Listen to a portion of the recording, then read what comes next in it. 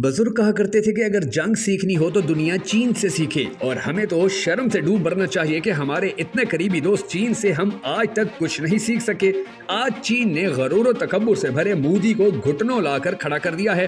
अब की बार चीनी सदर शी चिनपिंग ने भारत को इंतहाई सख्त किस्म की नथ डाल के रख दी है। इस बंदे की जो पॉलिसीज हैं तो यकीन जानिए कि ये बंदा डिजर्व करता है कि ये दुनिया पर राज करे, जो अपने मुल्क को सुपर पावर बनाए। आपको याद होगा कि कुछ अर्सा पहले भारत ने रशिया के साथ सस्ते तेल की डील की और रशिया की तरफ से इस डील में 3 शर्तें सामने रखी गई थी कि या तो भारत डॉलर के बजाय तेल रशिया ही की करेंसी में खरीदेगा या युआन में खरीदेगा और डॉलर में नहीं खरीदेगा, और अगर मंजूर नहीं तो जाकर आलमी मार्केट से तेल ले ले। भारत ने रशिया की ये तमाम शराइत मानी और रशियन करेंसी में तेल खरीदना शुरू कर दिया। रशिया का तेल हाथों हाथ बिकने लगा और इन्होंने खूब पैसा भी कमाया, मगर फिर भारत रशिया से अपनी करेंसी में तेल खरीदने पड़ गया। कुछ वक्त तक तो रशिया ने तेल भारतीय करेंसी में बेचा, मगर फिर कहा कि आप हमें भारतीय करेंसी देकर तेल खरीद रहे हैं तो ये तो बताइए कि हम भारतीय करेंसी का अचार डालेंगे, हम इसको किस तरह इस्तेमाल करेंगे। हम तो आपसे इतनी इंपोर्ट ही नहीं कर जितनी आप हमसे करते हैं। हमारे पास तो भारतीय करेंसी एक कागज के टुकड़े से ज्यादा अहमियत नहीं रखती। या तो तुम हमें पेमेंट रूबेल में करो या युआन में करो। जिसके बाद भारत ने युआन में पेमेंट करने से इनकार किया, मगर अब भारत ने भी हार मान ली है।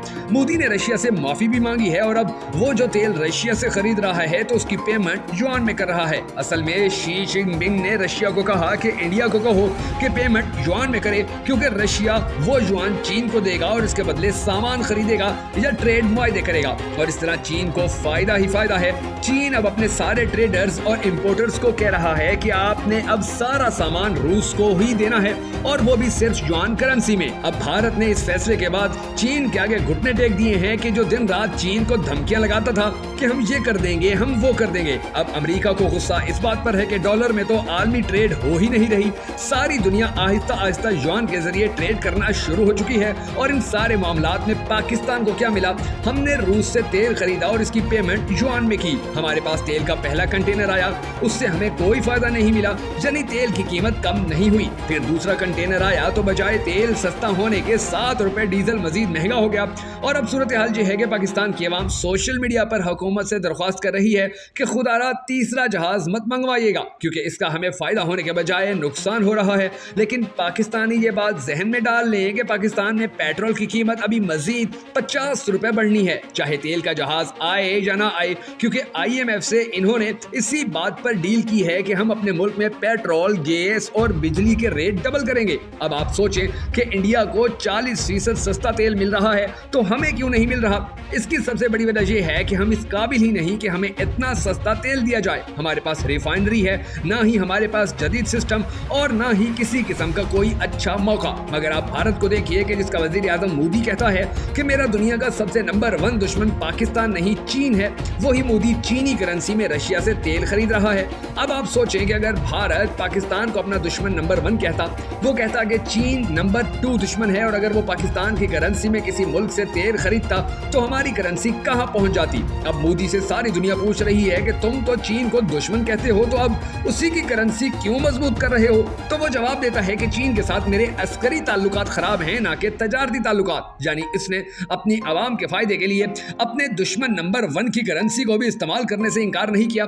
दूसरी तरफ आप ये भी याद रखिएगा कि हमारा पड़ोसी मुल्क भारत दुनिया में सबसे ज्यादा तेल खरीदने वाला दूसरा बड़ा मुल्क है। पहले नंबर पर चाइना है और इसके बाद भारत का नंबर आता है, और इसकी सबसे बड़ी वजह वहां की ज्यादा आबादी और बड़ी मार्केट है। फिर ज्यादा मजे की बात यह कि रशिया ने तेल देते वक्त भारत से एक मर्तबा भी ये नहीं कहा कि अगर तुम युआन में तेल नहीं खरीदोगे तो हम तुम्हें तेल नहीं देंगे, बल्कि उसने चीनी सदर के कहने पे इंतहाई प्यार और सफारती तरीके से भारत को इस काम पे राजी किया है। फिर भारत ये बात भी बड़ी अच्छी तरह जानता है कि इसने S-400 रशिया से लेने हैं, और इसके लिए जरूरी है कि किसी भी सूरत रशिया से ताल्लुकात खराब ना किए जाएं, और अगर ताल्लुकात खराब होते हैं तो रशिया इसको फिर कहां भला छोड़ेगा। रशिया ने यूक्रेन में पूरे यूरोप को शिकस्त देकर रख दी है, सारे मिलकर भी आज तक इसका कुछ नहीं बिगाड़ सके। तो ये भारत इसके आगे क्या चीज है। और यही वजह है कि भारत ने तेल खरीदारी पर रूस की तमाम शर्तें मानी हैं। अब आप चीनी सदर की सियासत देखें कि वो खुद भारत के सामने आए बगैर भारत को मुआशी तौर पर दबोचने में कामयाब हो गया है। और लाजमी बात है कि भारत पर चीन सबकत ले जाए तो इसका आधा असर तो अमेरिका पर भी पड़ता है। अब चीन दुनिया के कई ममालिक और यहाँ तक कि मोहम्मद बिन सलमान को भी ये कह चुका है कि आपकी सारी मुल्की सिक्योरिटी हम करेंगे, आपको दुश्मन से बचाएंगे और गारंटी देंगे कि कोई आपकी तरफ मैली आंख से न देख पाए। आपको जो टेक्नोलॉजी, जो हथियार चाहिए, जो जहाज चाहिए, हम वो आपको प्रोवाइड करेंगे। हम अमेरिका के बाद सुपर पावर बन रहे हैं और हमारे पास हर खतरे से निपटने का हल मौजूद है। आपने करना सिर्फ ये है कि आप हमारे साथ युआन में ट्रेड करें, हम आपसे तेल की ट्रेड युआन में करेंगे।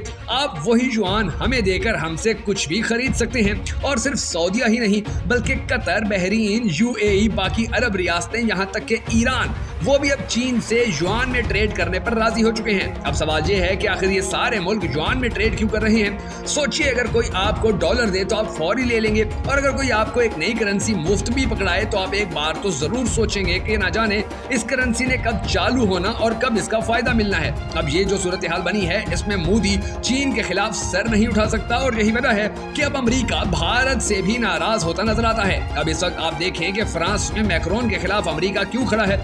इसकी वजह यह है कि मैक्रोन ने साफ लफ्जों में कहा था कि हमने अमेरिका के साथ मुआहदे करके गलती की क्योंकि यहाँ हमें सिर्फ धोखा मिला। और देखें कि इसके बाद मैक्रोन के मुल्क का क्या हाल किया जा रहा है। दूसरी तरफ हमें रूस ने तेल देने की ऑफर की और हम अमेरिका के हुक्म का इंतजार करते रहे। इसी इंतजार में अपना पत्ता फेंकने और सारा तेल लेकर उड़ने में भारत भरपूर तरीके से कामयाब हो गया। और अब जो तेल हमें मिल रहा है इसमें तो किसी किस्म का कोई स्पेशल डिस्काउंट नहीं, और इस बात का इकरार तो अब खुद रशिया भी कर चुका है। अब अमेरिका मोदी के बारे में आपको ये कहता नजर आएगा कि जी मोदी हुकूमत सिखों पर जुल्म कर रही है, मुसलमानों पर जुल्म कर रही है, क्योंकि अमेरिका को कभी मंजूर नहीं कि भारत रूस या अमेरिका के साथ खड़ा हो जाए। और भारत की अब ये कोशिश है कि भारत रूस या किसी और मुल्क के साथ खड़ा हो जाए और अमेरिका के साथ छोड़ दे। और यही वजह है कि अब अमेरिका भारत को और मोदी को इंतहाई सख्त हालात का सामना करने पर मजबूर करता भी नजर आएगा। अभी पिछले ही दिनों आपने सुना होगा कि यूरोपीय यूनियन के अंदर कश्मीर के हवाले से बात की गई है और मोदी के ऊपर तनकीद की गई है। और ये तनकीद एक ऐसे वक्त में की गई है कि जब मोदी चीन के साथ और सऊदी अरब के साथ युआन के अंदर बहुत बड़े पैमाने पर मुआहदे कर रहा है, जबकि रशिया से तेल भी चीनी करेंसी युआन में ही खरीद रहा है। तो इन तमाम मामलात को देखते हुए अब भारत को रोकने के लिए अमेरिका इस तरह के मजीद इल्जामात भी लगाएगा। लेकिन अगर भारतीय सरकार अक्लमंद हुई तो वो अमेरिका को एक साइड पर रखकर रूस और चीन के साथ अपने ताल्लुकात बेहतर कर लेगी और इस तरह आने वाले वक्त के अंदर भारत इस खित्ते की एक बहुत बड़ी सुपर पावर बनने में कामयाब हो जाएगा।